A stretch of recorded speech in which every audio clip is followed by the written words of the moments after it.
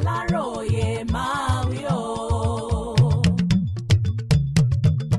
Mi ò mọ nǹkan tó kọlù mí tí mo fi pa ọ̀rẹ́ mi nítorí àpò àgbàdo mẹ́ta. Yakubu ló jẹ́wọ́ bẹ́ẹ̀. Ọ̀dọ̀ àwọn ọlọ́pàá agbègbè Jalingo Dadawa nípínlẹ̀ Adamawa ní baálé ilé kan ọ̀gbẹ́ni Aliyu Yakubu ẹni ọdún mẹ́rìndínlọ́gọ́rin 76 tó pa ọ̀rẹ́ rẹ̀ olóògbé Basi Isa wà báyìí.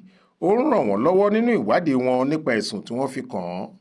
Aláròyé gbọ́ pé ṣe ni afurasí ọ̀daràn ọ̀hún tó ń gbé lágbègbè Jalingo Dadawa nílùú Uba níjọba ìbílẹ̀ Hong nípínlẹ̀ Adamawa dọ́gbọ́n gba àpò àgbàdo mẹ́ta lọ́wọ́ olóògbé náà pé òun máa bá a ṣoògùn owó tó fi máa lówó rẹpẹtẹ.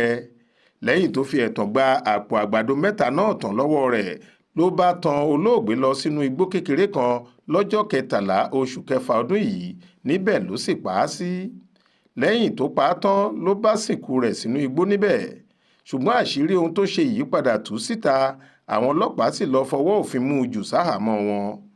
Alukoro iléeṣẹ́ ọlọ́pàá ìpínlẹ̀ Adamawa tó fìdí ìṣẹ̀lẹ̀ ọ̀hún múlẹ̀ fáwọn oníròyìn lọ́jọ́ Ẹtì Friday ọ̀sẹ̀ yìí sọ pé ìwà tó lòdì sófin ìpínlẹ̀ náà pátápátá ni afurasí ọ̀daràn ọ̀hún hù nípa bó ṣe dọ́gbọ́n gba àpò àgbàdo mẹ́ta lọ́wọ́ olóògbé tó sì tàn lọ sínú igbó tó sì tún pa á.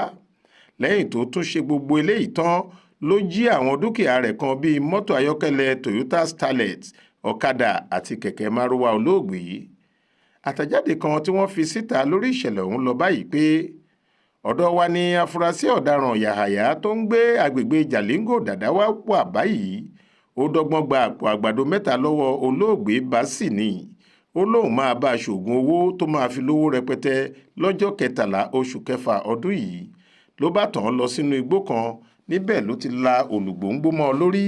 Lẹ́yìn tí olóògbé náà kú tán ló bá sìnkú rẹ̀ sínú igbó níbẹ̀. Ṣùgbọ́n àṣírí rẹ̀ padà tú, afurasí ọ̀daràn ọ̀hún sì ti jẹ́wọ́ fáwọn ọlọ́pàá tí wọ́n mú un. Alukoro ní àwọn máa tó fojú rẹ̀ balẹ̀ ẹjọ́ lẹ́yìn táwọn bá parí ìwádìí táwọn ń ṣe nípa rẹ̀. Adéwálé Adéoyè ló ṣàkójọ ìròyìn yìí fún iléeṣẹ́ tẹlifíṣàn Aláròyé Online TV. Faith Adébọ́lá ló kà á sétí ìgbọ́ yín.